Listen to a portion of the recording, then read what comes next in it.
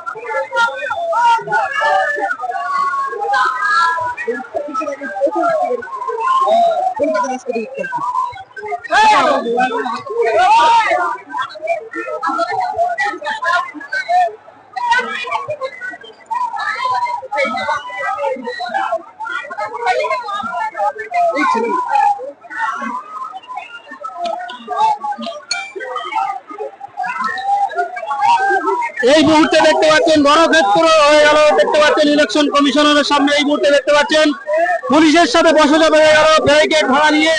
এই মুহূর্তে দেখতে পাচ্ছেন সরাসরি ইলেকশন কমিশনার অফিসের সামনে দিয়ে এই মুহূর্তে দেখতে পাচ্ছেন আপনারা সরাসরি লাইভ।